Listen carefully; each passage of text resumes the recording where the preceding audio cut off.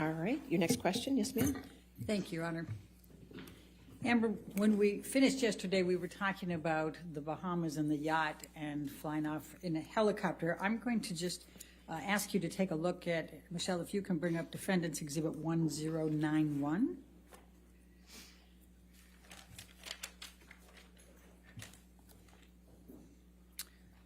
I think that's 1090.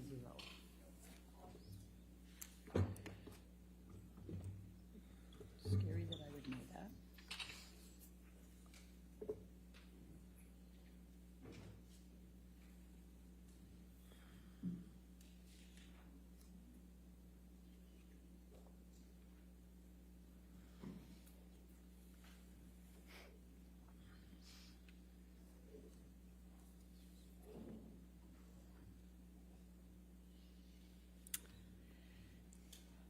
Do you recognize this picture? Yes, that looks like the picture I took of Johnny in July, around July 2013. Okay, and why did you take this picture? Because at the time, I was already sensitive. I'd been in a relationship with Johnny for over a year, coming up on 2 years, and I had already noticed that there was this pattern of behavior changes with him that would make my life significantly more complicated or peaceful, difficult, or wonderful, depending on what he was using. And I only could tell what he was using because I would have to look for clues, and he would pass out and get sick and lose control of himself, and then people would pick him up and clean him up and fix it, and he wouldn't either remember, or he would deny it, or he would accuse me of saying that this had happened when it didn't, and there was no one to back me up.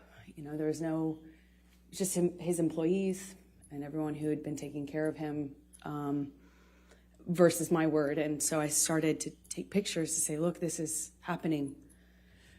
This is, I understood enough about addiction to know that you have to hit rock bottom. Like, you have to have some consequence for your actions or for your behavior if you ever change to get better. And it seemed to me like that was not happening. So I noticed a behavior pattern change, and he started to, instead of, fits of rage, he started to pass out a lot and fall asleep mid-conversation, and it was just a pattern change. So I started to pick up on the clues so I could figure out what I was dealing with. Your Honor, I'd like to move the admission of Exhibit 1091. Any objection? No objection, Your Honor. 1091 in evidence, you can publish. Thank you, Your Honor. And Ms. Hurd, and what is depicted in this picture? Please tell the jury. Johnny passed out on the island where we were vacationing. He had a bit of a stint of sobriety right before this, and it started to change with his friend Paul Bettany. And yeah. Okay. Now I'm going to ask you, Michelle, can you bring up Defendant's Exhibit 1095? We talked about March 2013 yesterday, and I just wanted to bring this up quickly.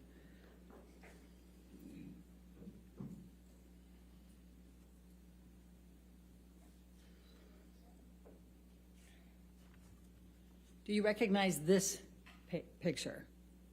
Yes, that was taken. Before you go further, did you take this picture? Yes, I did. Your Honor, I'd like to move the admission of Defendant's 1095. No objection, Your Honor. All right, 1095 in evidence, you can publish. Okay, thank you. Okay, now, Amber, will you please tell the jury why you took this and when you took this? This was after a several-day bender, a binge of Johnny's. The 22nd of March, which we talked about yesterday, about he tried to burn a painting. It was accusing me of having affairs with a musician, my ex-partner, and he was on these, like, you know, a drug binge where I saw him no eating, little to no sleep, and he would just use cocaine and drink all day long. Okay. And that would go for a period of time, and then a major blowout, and then he'd get sick and pass out, and then feel really awful, and often, including this time, would start a period of sobriety after that. Okay. Now I'm going to take you to mid-July 2013, the Tokyo press tour for Lone Ranger. Can you please tell the jury about that particular trip and the events relating to Mr. Depp? Sure. He was promoting Lone Ranger, and I had just met his kids at the premiere in Los Angeles shortly before this tour started. They found out about me. Amber, I'm going to just ask you not to go through that. Sure. Just take us to Tokyo, please. Okay. So I believe we went from that stop to Tokyo with the kids, and he had difficulty with drinking in front of them. He was trying to hide it, and yet he was dealing with some stress around his career. I didn't have a lot of details, but he was drinking at the restaurant, and the kids were kind of, you know, noticing, but not really sure what to make of it. Objection calls for speculation and hearsay.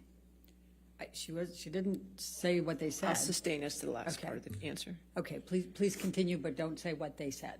Okay, the kids said. Anyway, Johnny became upset with me for judging him. He was, you know, it was like I couldn't win if I didn't do anything, if I didn't say anything to him about the drinking, if I didn't acknowledge it, it got worse. If I did acknowledge it, it was my fault and I was nagging. And I get it, you know, I wouldn't like to be told what to do either. So, but it made him really angry, and the kids were on this press tour, and I was just concerned about them. I was concerned about them hearing us. Johnny screamed at me in the hotel room, and all I could think were the kids were in an adjoining room.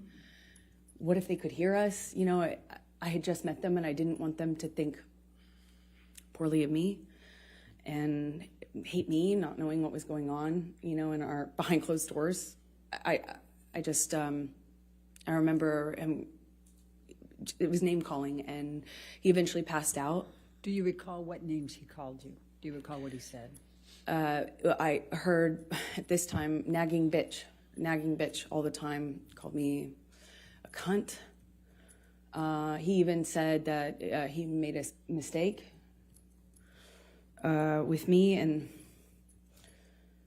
that he didn't want to, that when we touched back down, he'd get rid of me and I'd go back to, he said some disgusting things to me. I don't know if I need to repeat it.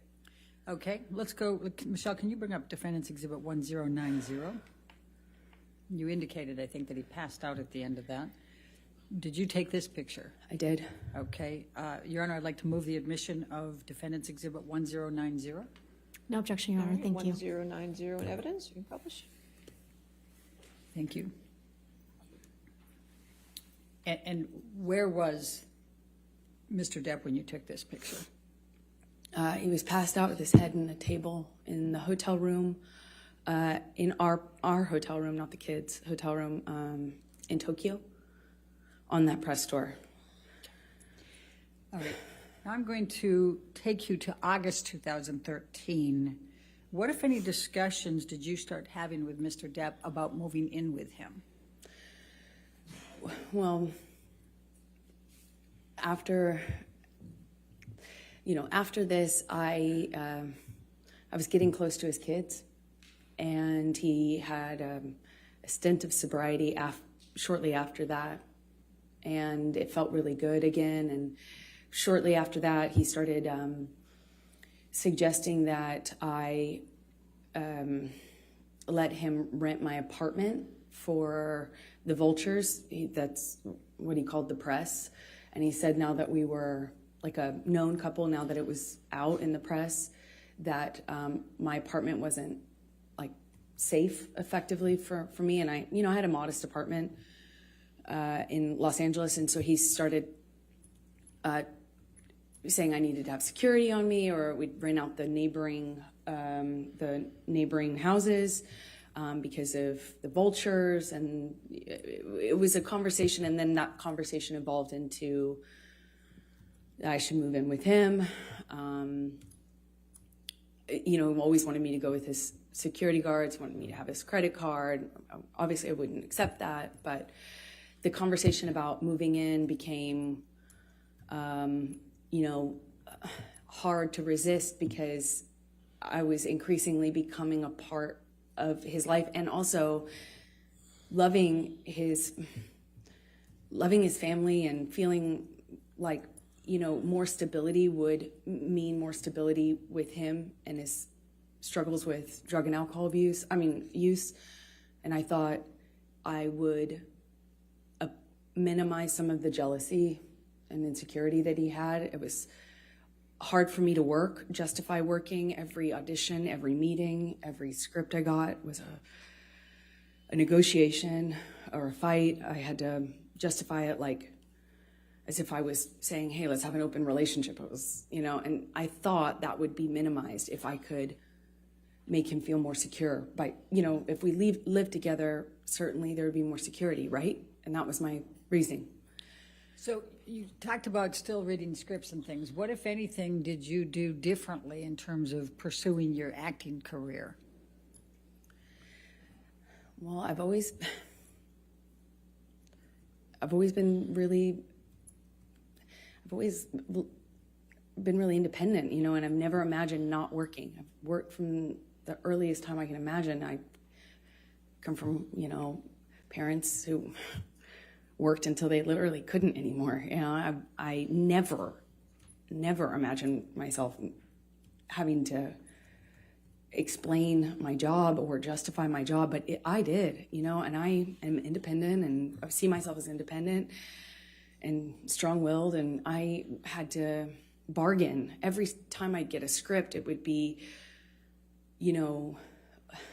I thought you weren't taking another job. I'd always say, are you kidding me? That's crazy. I have to work. I support my family. When I moved out to LA, I'd get a check for, a gig, $600 or something. I'd save half for me, send half to my family. I kept having to justify taking work by saying, I'm supporting my parents, I'm supporting my sister, I'm supporting my family, I have to work. And he would say, you don't have to work, kid, let me take care of you, my woman doesn't have to work. And that sounds really sweet and really romantic in some way, but it became a real fight. Every time I got a script, it was what kind of, how I was dressing, what kind of behavior I'd have, how did I have a sex scene? And then I started saying, no, I won't take the sex scenes, or, I'll take the part where I don't play, that kind of character. Or then I started minimizing the kinds of kissing scenes that I had. And eventually I had to change the wardrobe that I could have in the movie. I couldn't have a sex scene, but that all, it didn't happen all at once, of course. It was little thing after little thing after little thing. And eventually I found myself pushing as many scripts off my desk as I could, picking the ones that had minimal makeup, dressed as conservative as possible, finding ways to minimize the scenes I had where I had a romantic involvement of any kind. It was a constant battle and negotiation.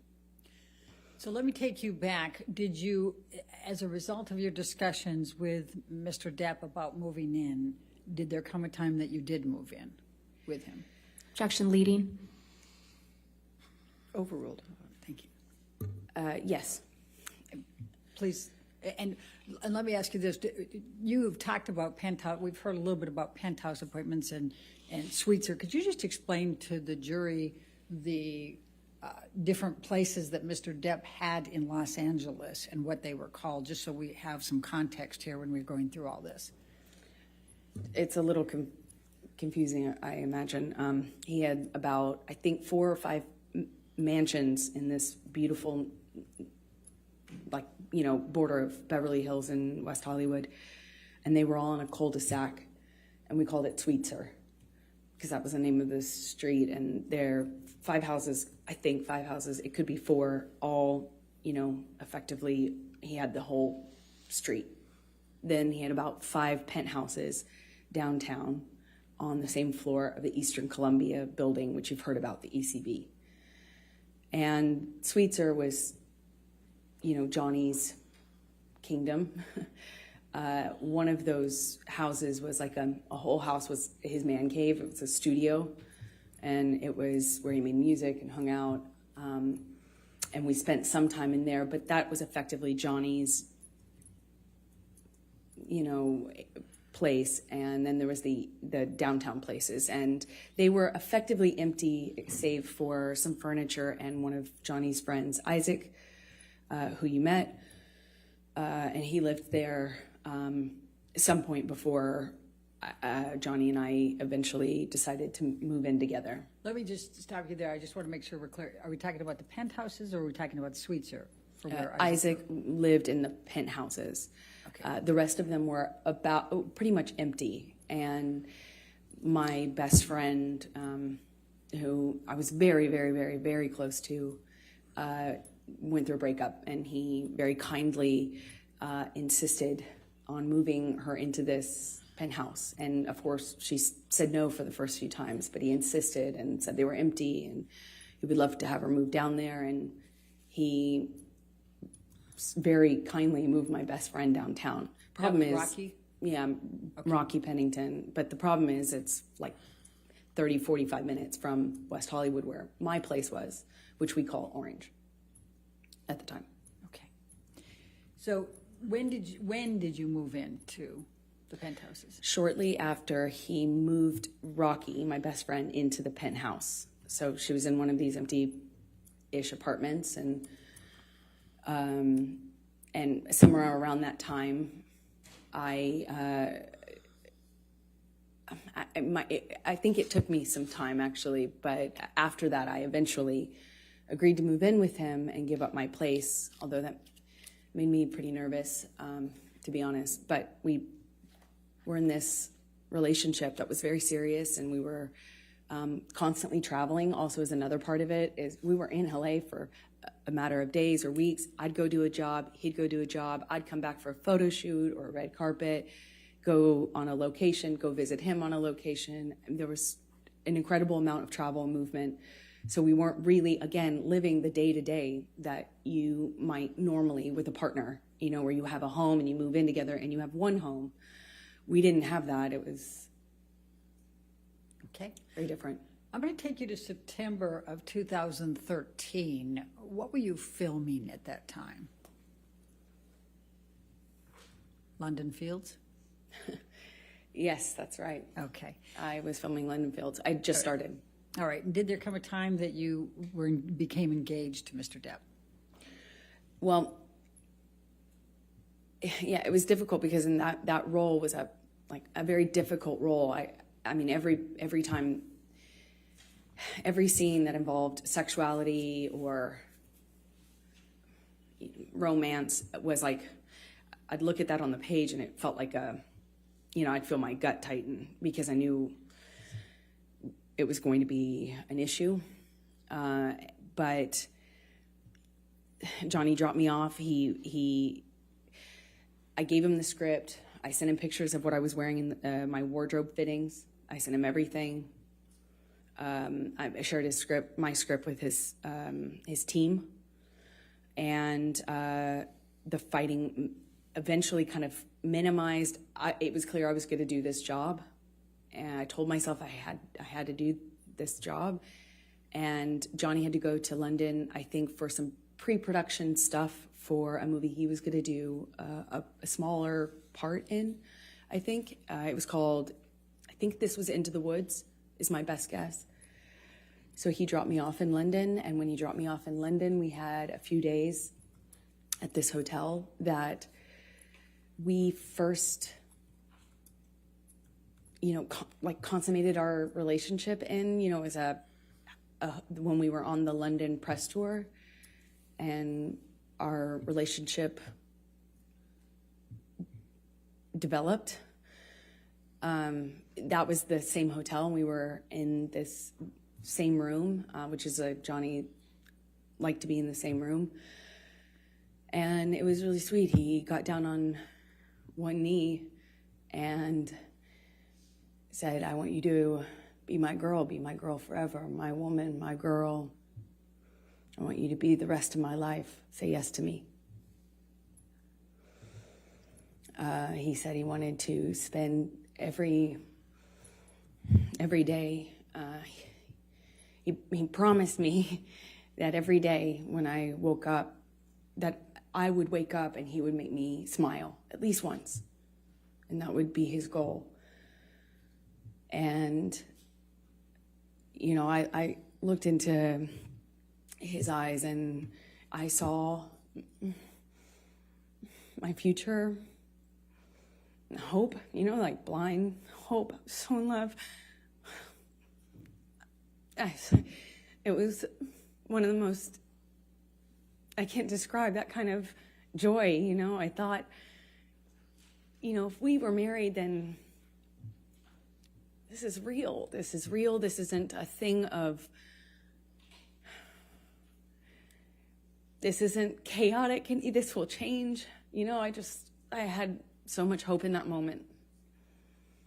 And I just said to him over and over again, are you serious? Are you real? Are you serious? Are you sure? Because he didn't have a ring. So I thought, is this an impulse thing? My experience, Johnny, could be very impulsive. And he said over and over again, be my woman forever. I want you to be my wife, my wife, my wife.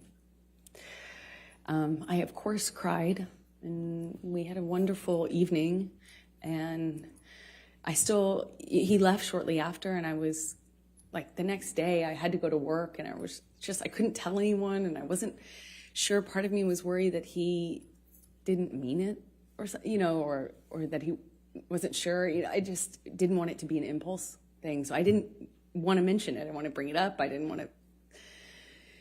And I kind of felt, I walked around for a few days like I had butterflies under my skin. And then he brought my dad out to London with my best friends. And my dad told me,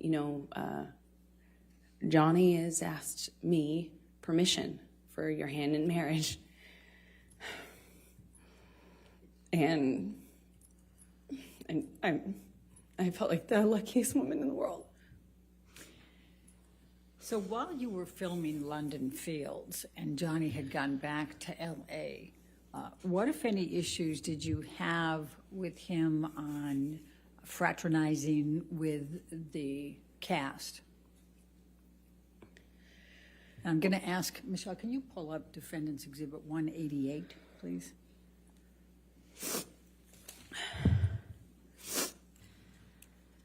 Your Honor, I'm going to object on hearsay.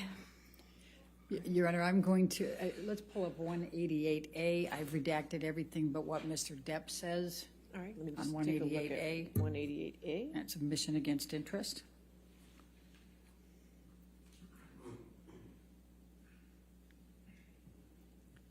Do you have that? You don't have it?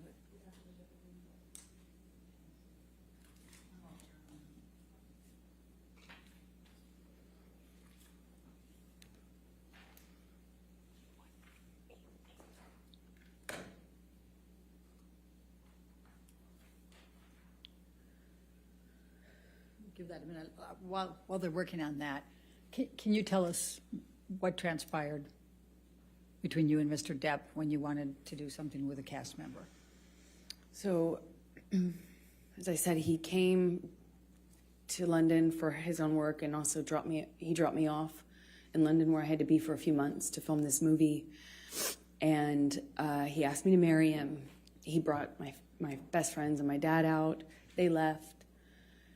And shortly after they left, my co-star, one of my co-stars, invited me to go to a concert with him and some of the cast to kind of break the ice and I'd be working with them for the next few months. And I had already, I already knew I couldn't be photographed, even if it was platonic. I couldn't be photographed with men or women that other people could possibly spin as romantic. I had learned that but in January, the hard way. So I asked him permission if I could go to this concert with the cast. And I said, Johnny, that he's my co-star. Objection, Your Honor. Hearsay.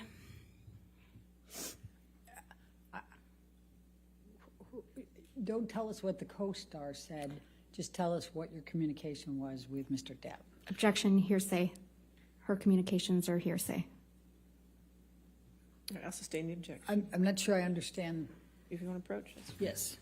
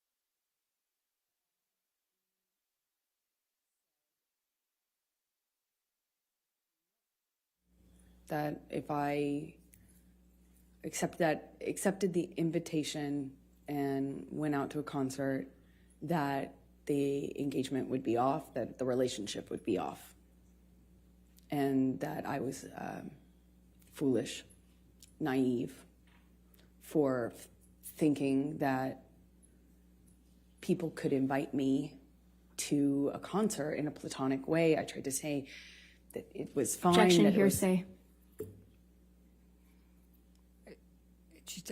She's testifying about what Mr. Depp said. I don't understand. All right, I'll overrule that objection. Please continue.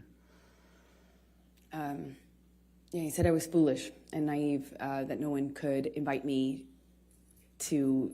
How could I be so dumb to think that somebody could just invite me to a concert? Why would they want to hang out with me? Obviously, it was because they wanted more from me, and that I probably wanted more too. I was basically asking for it. You're going to go backstage. What are you going to say to the band? And then I know how this plays out, and who's the other girl going to be there? And how could you be so stupid? How could you be so foolish? You're more naive. You should be smarter than this. And I apologized. I stayed, that whole evening, I think for a few hours I spent on the phone with him, texting, calling, or talking, hanging up. He'd hang up on me, be upset, and then send me cryptic messages about my foolishness. And, I'm already doing a movie where I play this, character where I was empowered. I read the script and I thought this character was empowered sexually. And by the time I got Johnny's feedback on it, I had been convinced that actually I was just being used, that I was just being used. It was clear that that was all I had to offer, and I was too foolish to see it. and I had a Amber, similar. I'm just going to stop you right there because I'd like you to take a look at Defendant's Exhibit 188A. Is that in front of you? Do you recognize this portion of the text chain between you and Mr. Depp? Yes, I do. Okay, and this is on September 9, 2013? Yes, it is. Okay, and are these statements Mr. Depp made to you during that evening that you just described to the jury? Yes. Your Honor, I'm going to move the admission of Defendant's 188A. Any objection? No objection. All right, 188A in evidence as redacted. Do I have that redaction, or is that something you need to give me? I think we're going to need to give it to you a hard Okay. copy. All right, thank you. Thank you, Your Appreciate Honor. And if I You can can draw your attention to it, he first says, I don't want to make anything an issue, baby, but I literally have been on the ground just 14 fucking hours from leaving your side. Do you see that? Yes. And then he says, you know what I want, who I am, and where I want to go with us. You know very well what type of fucking man I am, and yet you lay a gauntlet before me that you know is the very species of danger that will always attract me into a very tempting test. What's behind that door? Almost impossible to, I think he meant not take you on. You want me to roll the dice? This sounds more like an aggravated ultimatum than soft words that could help us make both feel better. Don't test me, please. Did he tell you that? Yes, he And did. what did you understand that to mean? It was clear. It was a threat that if I wanted to be. Objection, speculation. I think she can say what she understood it to mean. I'll sustain the objection. Okay. All right. Let's move on then to the filming of Mordecai with Mr. Bettany in October, November 2013. Where did that take place? In London. Okay. And what, if any, involvement did you have? Were you there for any part of that filming? For part of it, I happened to be in London already for the film I was just telling you about. And Johnny came to London shortly after to film his own movies. He did the smaller, I think it was a smaller role in Into the Woods, and then he was filming Mordecai after that. So after I finished my movie, I moved in with him into his house in London, a rented house in London. Okay. And describe your experiences during that time period with Mr. Depp. It was really touch and go. He was filming with Paul Bettany, and there were days when he wouldn't come home, or they couldn't get him up out of on set. He'd be asleep in his trailer, sleeping whatever he'd done the night before off. I remember he missed a few days of work that way. It struck me because in my experience in our job, you don't miss work. It doesn't matter how sick you are. You go.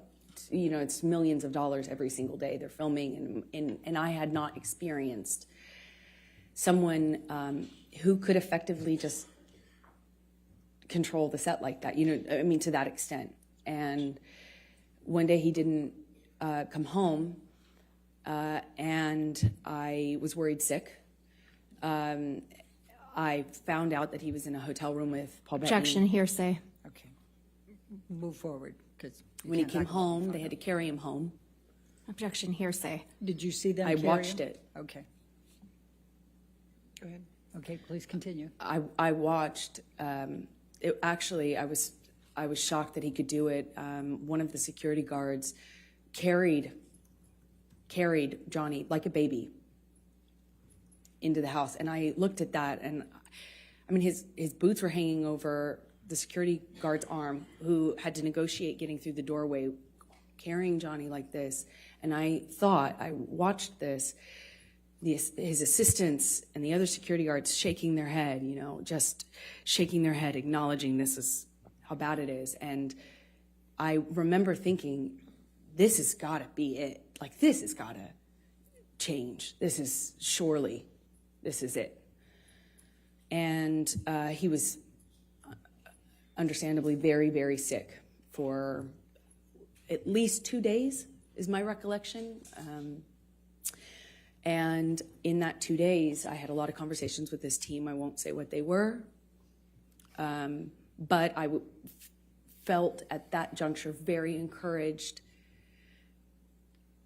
that everybody and myself were on the same page.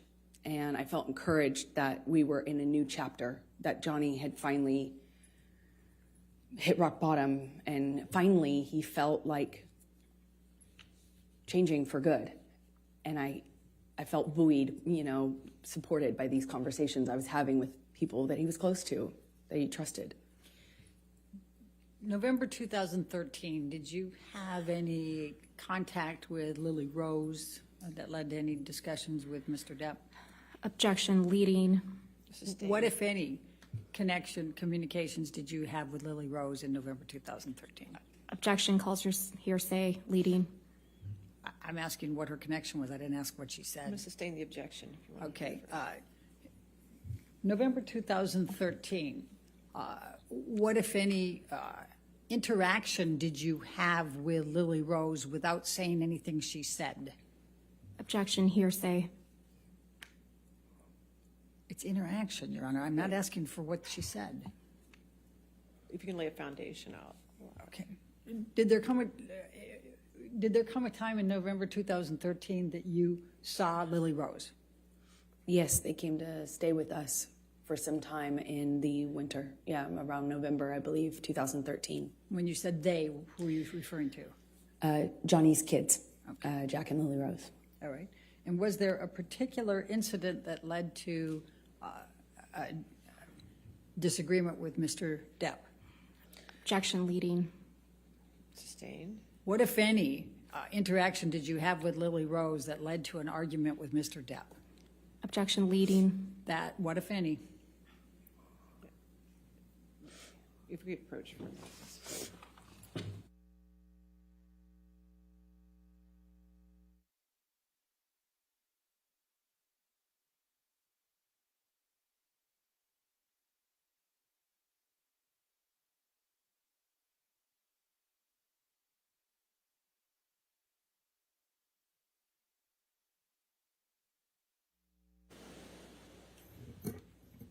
Did you have an argument with Mr. Depp relating to Lily Rose in November 2013?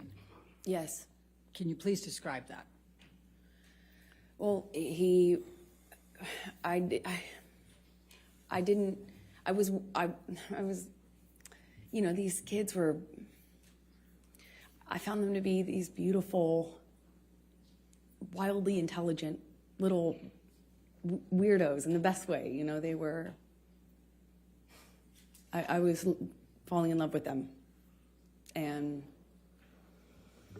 they were in my life at that time, a short amount of time, but I loved it, and I started to feel very protective. And, Johnny's sobriety meant that he was there and then he wasn't.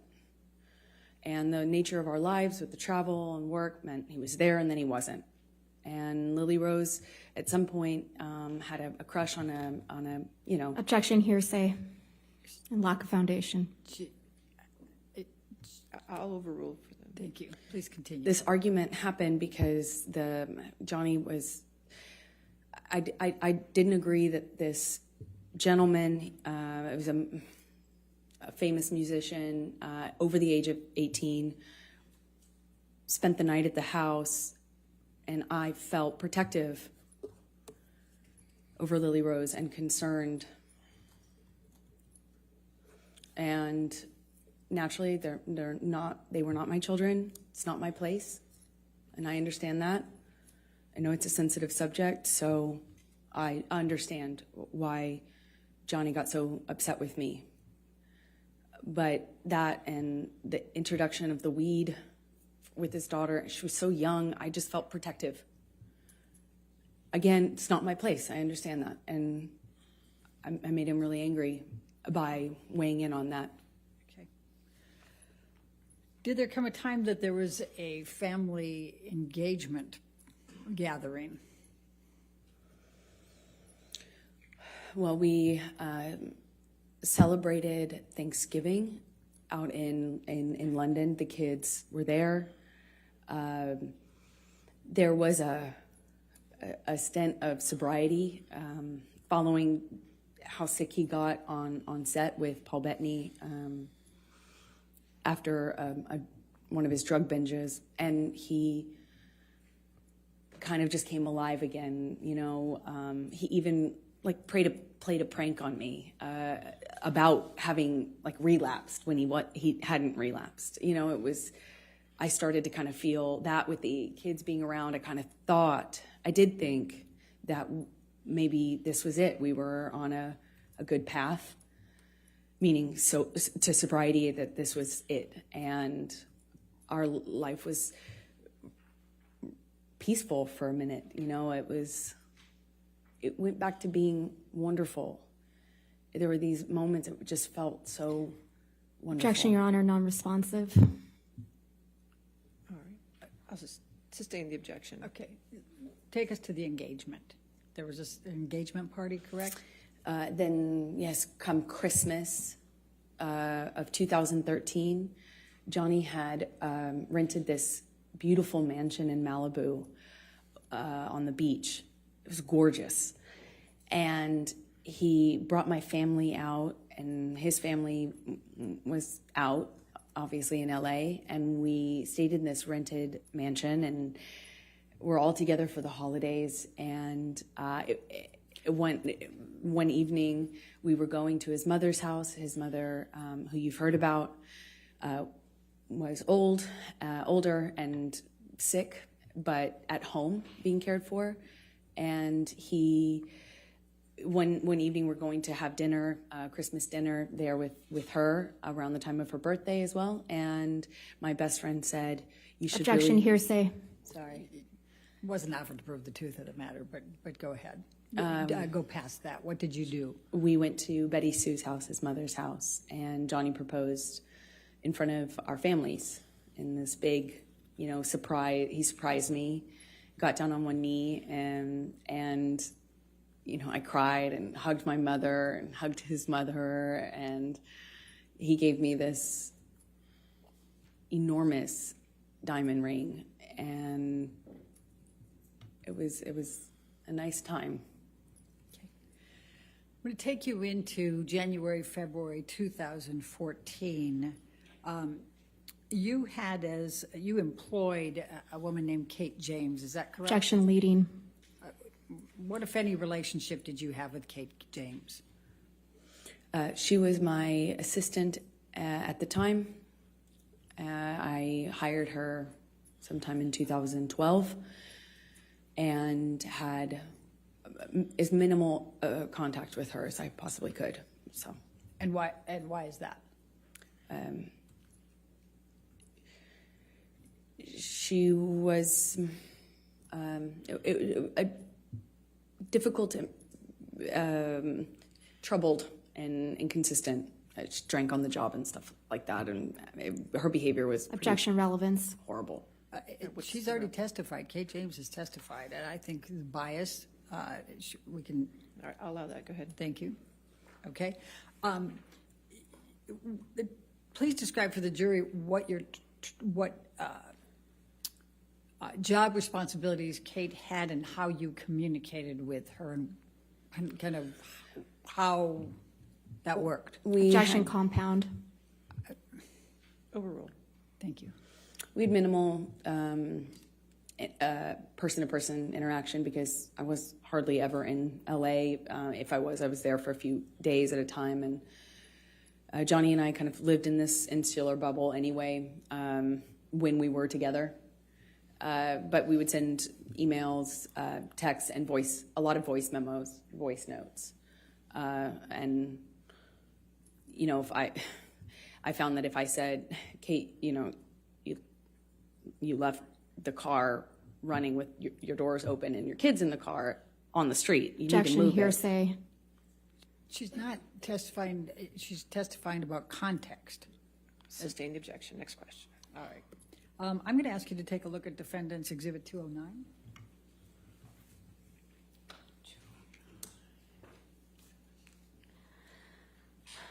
Your Honor, I'm going to object on hearsay grounds.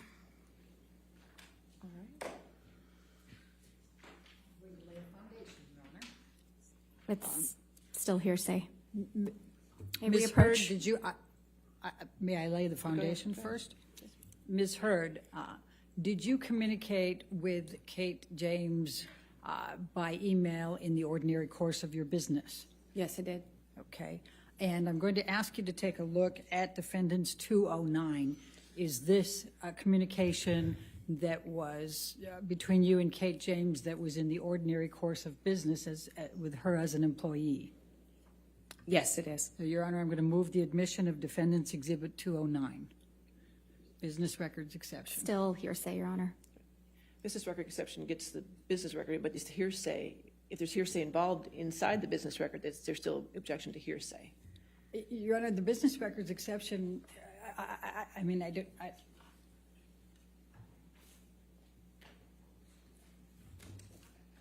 agree. I think that's the point that hearsay can. Approach.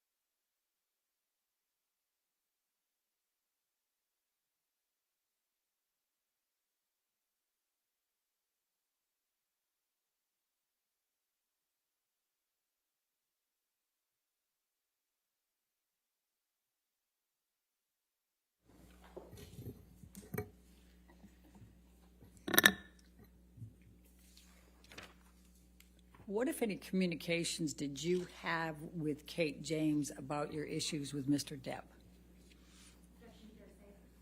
Objection hearsay. Your Honor, Ms. James has testified. I'll sustain the objection. All right, well, we can take that down, Michelle. In the February, I'm going to jump to February, March 2016. What, if any, communications did you have with Mr. Depp about a prenup? Well, after the engagement, but before the engagement party, I started to feel like it would make, you know, I know that he earned significantly more than me, he's a successful actor. I wanted to eliminate any doubt in his mind and in other people's minds, so I brought it up to him and brought it up to my therapist. Objection hearsay. She's just saying that she brought it up to her therapist. She's not saying what she said. But please focus on Mr. Depp, okay? Of course. Johnny said he would tear it up. He said, if you ever brought one up to me, or if I ever saw one, got my hands on it, I'd tear it up. Only way out of this is death. Only way out of this is death. And I thought it would, like, I didn't care either way, but I did feel that it would eliminate suspicion or doubt, and it would make things easier. And I told him over and over again, you know, are you sure? Are you sure? Maybe we should do this. And he one time he said to me, he's like, kid, are you already thinking of how you're getting out of this? Are you already planning to get out of this, kid? You already planning on leaving? That was the same. It was around the same time as the moving in together conversation. He accused me of having 1 foot out, and they kind of were happening around the same time. You know, I still had my apartment, and we're engaged now. He was asking me to redecorate Sweetser, his main house, and kind of move into the ECB building downtown where my best friend was living at this time. While the decorations and the remodeling had been done on Sweetser. And so these conversations were kind of happening about how to build our future together and how we were going to move forward together. And I would have forgotten about the extent that we had those conversations early on in the engagement if it hadn't have been for my therapist's notes. I'm sorry, if it hadn't been for your what? If it hadn't been for my therapist's notes, which were Okay. taken at the time when I was talking to her about this and my conversations with Objection, hearsay. Okay. I'll We'll sustain the We'll move objection. on. Okay. Let's take it to March 2014. Did there come a time there was an engagement party? Yes, so it was March 2014. Please describe for the jury. We had an engagement party, and we decided that when we did get married, we'd have a small wedding, you know, something intimate. But, our lives were kind of big. His life was extremely big. And we needed to we wanted to have a bigger engagement party than a wedding, you know, and kind of get our guests in, our family, our friends, and have a big event of it, as opposed to making the wedding something that was big. And, so we kind of put it on the engagement party and had a bunch of people, a lot of friends, business acquaintances, a lot of family. I had all of my family friends and my childhood friends come out for it, and I even invited my therapist. It was, a big event. Okay. And describe what took place at the engagement party. We walk in together and we took some pictures and said a few hellos, and then Johnny disappeared upstairs in, I guess it's like a coat room or something. It was in a big abandoned building that was rented out for events. And he disappeared upstairs almost the entire party, I would say. It was kind of came down at the end when we were leaving, and came down once because he was at the time sharing drugs with my dad. Objection. Speculation. Lack of foundation. How do you know that he was sharing drugs with your dad? I was there. I watched it. Please continue. My dad at the time was was addicted to the same thing Johnny was. And so my dad had, either my dad ran out or Johnny ran out. I can't recall which of the two ran out, but there was they needed more, of course, and had to leave the party. My dad actually left with Johnny's security to go get more drugs from Objection West calls for Hollywood. speculation. How do you know that? They told me. Hearsay. Sustain the objection. Okay. And they left to go whatever, and then they came back with drugs, and everything was okay in terms of the withdrawal symptom of I don't know what you call it at that point, but he still stayed upstairs. And Are you referring to Mr. Depp? Yes, I am. Okay. Please So continue. shortly after that, I tried to get Johnny to come downstairs, and he just snapped at me, just verbally told me to shut the fuck up. And I remember talking to my mom about the irony of it. Okay. We were at an engagement party, but that was pretty much it for the engagement party. And I went downstairs and entertained guests and smiled and took pictures and put on a face, and went about my evening. All right. I'll take you to May 2014, the Met Gala. Could you please tell the jury what a Met Gala is and what's involved in that? Objection compound. Overruled. Met Gala is a big event, annual event, celebrity event in New York. It's a fashion event, but it's just a major red carpet event. And you have to be invited, and it's kind of a thing, you know. And we were invited that year, and I had already gone for the previous year or two, and this year we were going to go together. And at some point in the evening, we're sitting across the table, and Johnny starts asking me about this woman. He thought I was looking at this woman in a sexual way, and I kind of turned it around on him and said that exactly. Objection hearsay. All right. It's context, Your Honor. This is I'll context. sustain the objection. Okay. Just say what Mr. Depp said then. I guess you can't tell us what you said to him. Okay. He was accusing me of flirting, and that's how the argument started. I don't recall what other accusations I was fielding at that moment, but typically in my experience with him, it wasn't just one.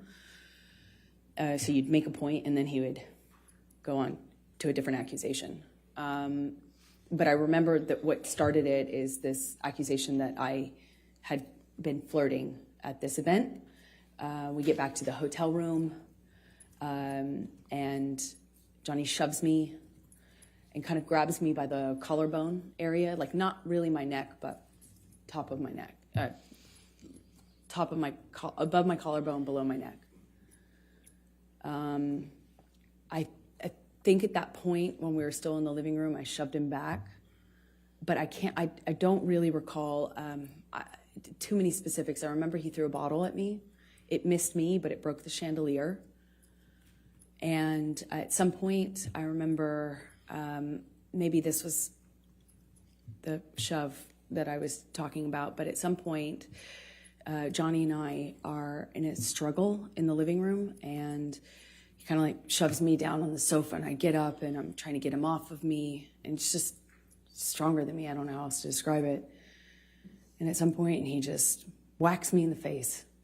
And I had not, at the time, been, I think that was the first time I was like, is this a broken nose? At the time, I was unsure what that feeling was, but I suspected I had a broken nose. And other than that, I was relatively unscathed. But I remember my nose being swollen, discolored, red. And I took a picture of my face at some point and made a joke about it to my friend about how bad I looked compared to how the red Objection carpet. hearsay. All right. It was not for to prove the truth of the matter, Yes, sir. I'll sustain the objection. Okay. Okay. Just don't say what you told a friend, okay? Okay. Let's take you to the Adderall Diaries. When did you start filming the Adderall Diaries? Believe May. I filmed another movie in New York, March, April, May. I went straight from that movie to another movie, an independent film with James Franco. The one I had previously shot was with Christopher Walken. That's right. Okay, so I went from one to the other and saw Johnny in these, in between. Like if I got a long weekend or, I'd fly home to be with him and then fly back. It was kind of like that. Fly back from where? Where were you filming those? In New York. Okay. And where was Mr. Depp at that time? Johnny was in LA at the time and then eventually went on location for his movie, Black Mass, in Boston. So you were in New York and Mr. Depp was in Boston at some point? Eventually, by May 2014. That's it. All right. And what, if any, discussions or arguments did you have with Mr. Depp relating to James Franco in that time frame of May 2014?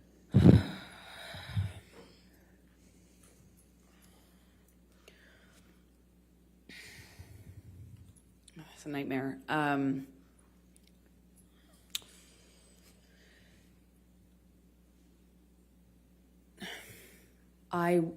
Wanted to do this independent film. I liked the story. I liked the character. I told him I'm not going to wear makeup in the thing. Objection, hearsay. Apparently, Ms. Beeroff, if you could approach, please.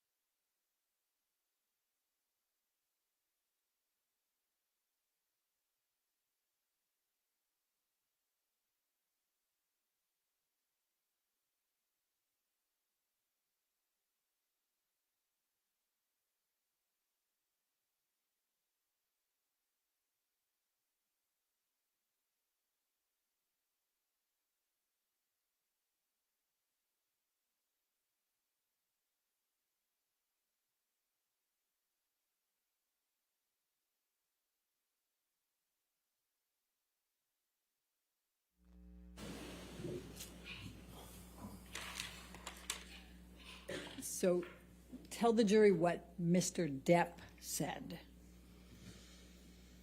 He was mad at me for taking the job with James Franco. He hated James Franco, and was already accusing me of kind of secretly having a thing with him in my past since we had done Pineapple Express together. Okay.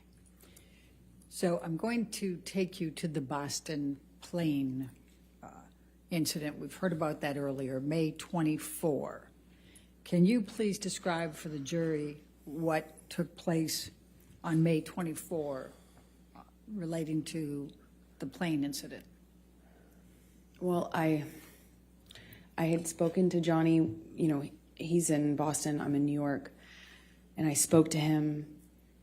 He had already been upset with me and accused me in many arguments about not telling him about scenes that I had. If I had a kissing scene, any sort of romantic scene, and I wasn't explicit about what I was going to do, then I was accused of having withheld information and hiding it from him. So I didn't want the fight, of course. I didn't want the argument, but I had to kind of eggshell tiptoe around how to tell him when I had any sort of scene like that. And I did tell him in this occasion. Objection, hearsay. We need to stay with what Mr. Depp said, okay? Okay, so he was upset with me, but he didn't sound coherent so much on the phone. He was yelling at me about how could you tell me this? How could you tell me this when I'm filming, when I have this scene that I'm doing? How could you tell me this when I'm working? Obviously, I couldn't tell him any other time because we were both filming, and I told him as soon as it was relevant, but he kept saying, how could you tell me this? How could you just tell me this? And it was like I had told him I was having an affair or something, it was that angry at me. But he kind of started to sound less connected to reality as these arguments would happen on the phone. This is in one day. Eventually, he hangs up on me in the conversation, screaming at me.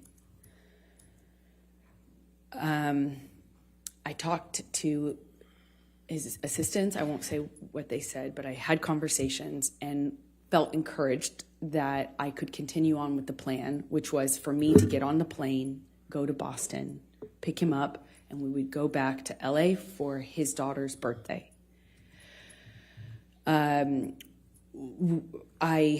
was nervous because the conversation I had had with him, and he was so upset with me on that conversation, but I figured I assumed he had passed out and that he would have been kind of sobered up the next day, assuming that the work would mean that he felt pressured to kind of pull it together.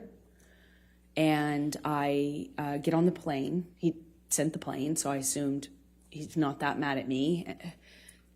He's over it. We're moving on. He's sobered up. There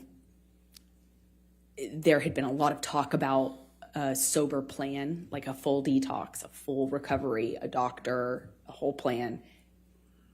You know, there were talks of that following what had happened in London. So I was feeling like, okay, well, maybe we're here. And I get on the plane. It touches down and the SUV pulls up and it sits on the tarmac for a very long time. He knows I'm on the plane waiting for him.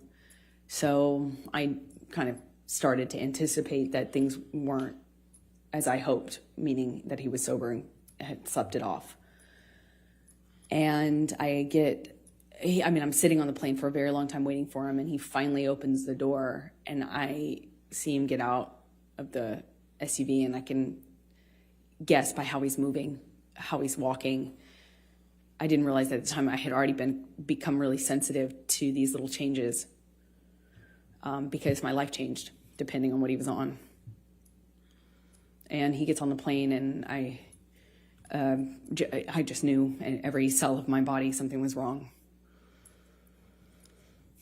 And he comes straight up to me, doesn't say anything to me, but is looking at me. He's got these glasses on, and he takes them off in this kind of aggressive manner and sits down across from me, not in the usual spot. We'd kind of have our places on his plane, you know, where you get used to sitting. And I remember I got up and moved to accommodate him getting by so he could sit in the normal seat as per usual. He didn't. He sat across from me. At some point, and I don't really remember the exact sequence of it, we take off, and at some point he's asking me what's wrong with me. What do I have? Do I have something to tell him? Do I have something to tell him? You want to talk to me about your day yesterday? And then it gets, I already know that he's drunk. I already know he's using, he reeks of weed and alcohol. I mean, his breath smelled so bad, and I could,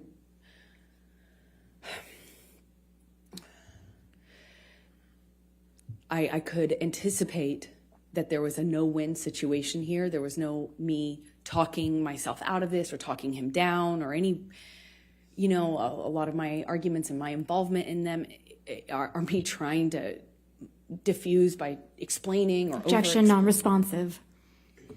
She's telling the story, Your Honor. I'll sustain an objection as part. Go ahead. Okay. So he is asking me questions, and I know to not engage. I was polite. I made sure to answer minimal amount of, the minimal amount that I could. I moved slowly. I was trying to be polite, but not engage because there was no win. And he kept going, kept asking me. Eventually he went from, do you have something to tell me, to, you want to tell me how much you liked it? Tell me, did he slip a tongue? It got worse and worse, just more. It went from asking me about how my kissing scene went or how the sex scene went to asking me what James Franco had done in the scene, to being really explicit about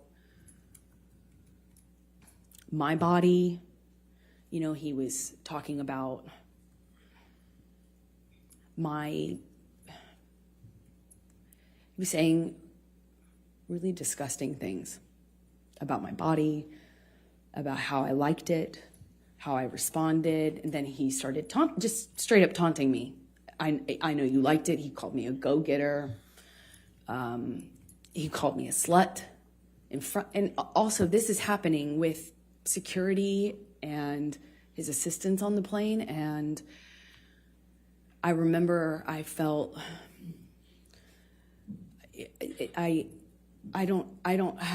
struggle to be able to tell you how embarrassed I was, because he was speaking to me in front of people in this way, asking me if I liked it and if I was wet, and why I wasn't looking at him, and that was proof I wasn't looking at him. That was proof that I was asking for. Did I ask James to do this and this to me? And how about if he does those things to me?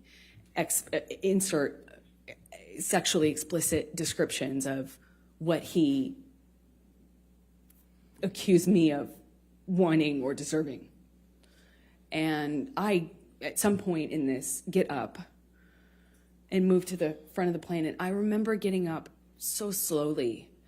I didn't want to aggravate him. I didn't want to give him any excuse to pounce on. I didn't want to upset him. I didn't want him to flip a switch and get worse. I just remember very slow movements. And I slowly get up and move to the front of the plane, and he starts throwing things at me. Ice cubes, utensils. He's calling me a go-getter, and then an embarrassment, talking about what an embarrassment I am. I don't know how many times I moved seats. I wish I did. I don't. I remember moving more than once, and Johnny came to me each time, not the other way around. He sits down in front of me at one point, and because I'm not answering him, I was looking out of the window, and he slaps my face. And his friend is in our proximity. And it didn't hurt my face. It just felt embarrassed that he would do that to me in front of people. It was the first time that anything like that had happened in front of somebody. I got up to move again, and he's just taunting me, having a laugh, screaming, and then just straight up mean, calling me names. And it was oscillating between those things. And I get up slowly again, and I just resolve to just sit the rest of the time up at the front of the plane. And as I get up, he kind of kicks the swivel chair into my hip, or kind of just hits me. And I look at him, and he asks me, What are you going to do about it? I just stared at him. I just stared at him and wanted him to see me. I wanted to get through to him. Didn't feel there was it felt like there was a blackness in his eyes. I wanted to look at him. I wanted him to see me. It didn't even feel like him. And as I'm walking away, slowly, trying not to be, I was being very deliberate about my movements, wasn't saying anything, I wasn't engaging. I am walking away from him slowly, and he tells me to hurry the fuck up. Hurry up. And I just look at him one more time,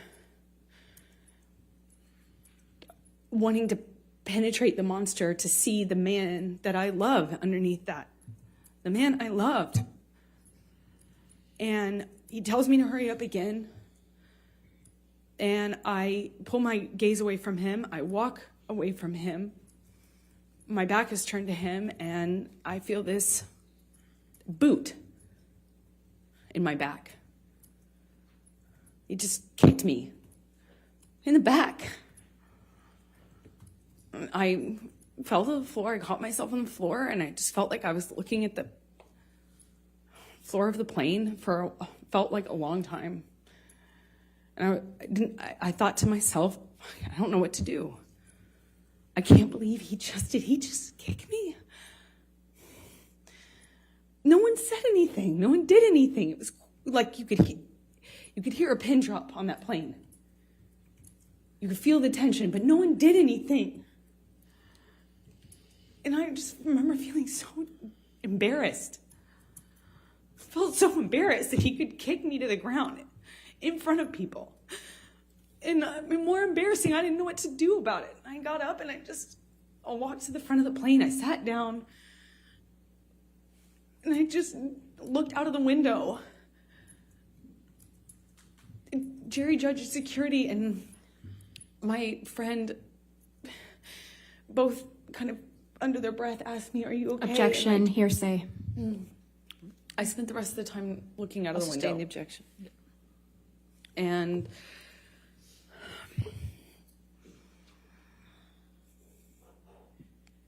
Did there come a time that you tape recorded Mr. Depp on this plane?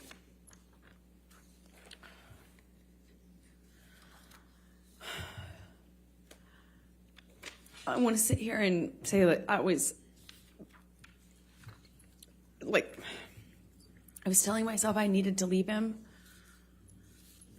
But as he got worse, he demanded the oxygen tank from the flight attendant. Excuse me. And he continued to drink and then eventually started howling like an animal and passed out in the bathroom with the door locked. And was howling, and I at some point pushed record on my phone because there was that 5% part of me. Objection, non-responsive. I don't think it's non-responsive. She's explaining what led up to her tape recording him and why. I mean, I can ask her, Okay. well, that's all of it. All right. Why did you tape record him? Because I knew that Johnny wouldn't remember what he had done. I knew he would not remember. And if Calls for speculation. She can say why she did it and what she thought. But that last part called for speculation. I'll sustain the Don't objection. say I knew. Why did you tape record? in my experience, when Johnny was that inebriated, he would not remember what he had done. Calls for speculation. How can that call for speculation? I'll sustain the objection. All right, let's go to defendants 221. And I'm going to play 3 different parts for it. Your Honor, And if may we we can- approach, please? Okay.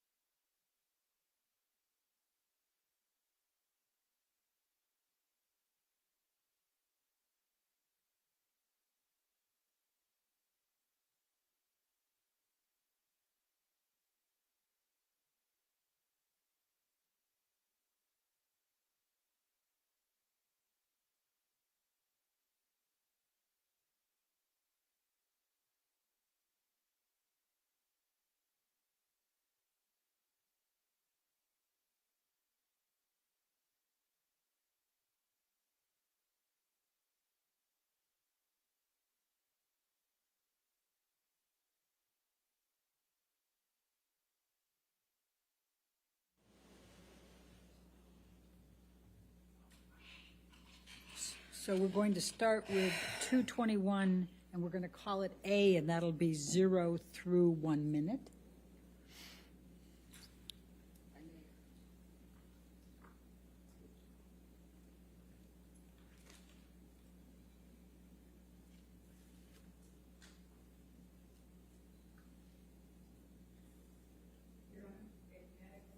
Okay, sure.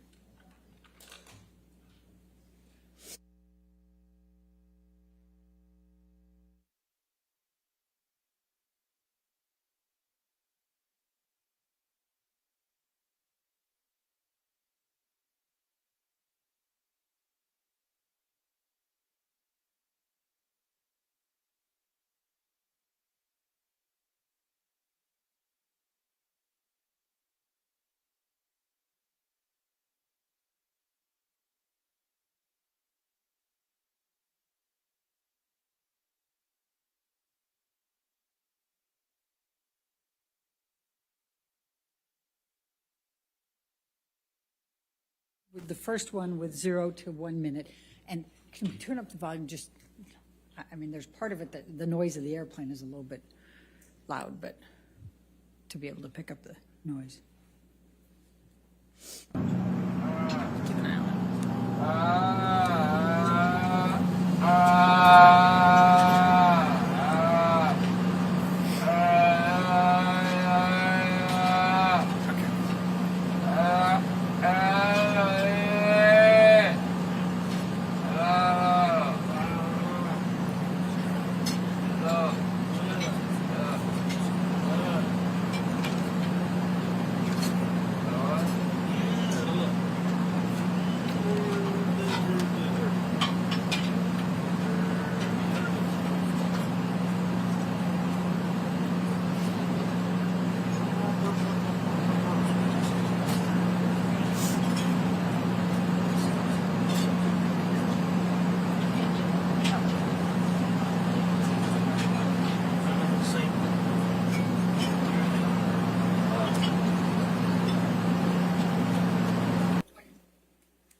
And then the second one is from 2:50 to 3:20, 30 seconds.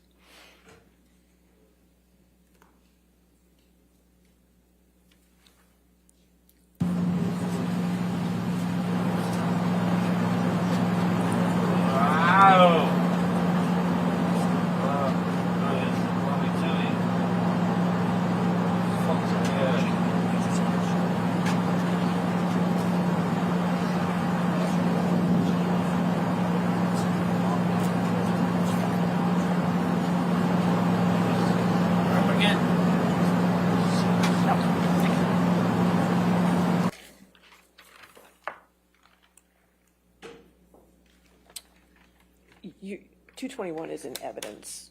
All of 221 is already in evidence. So may I play the third one then, and then we Yes. can take the break? Yes.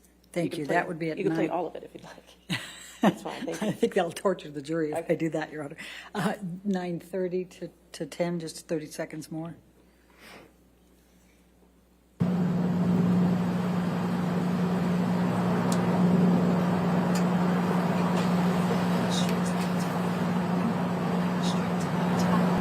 No. I must have this for Canadian use. She got sick.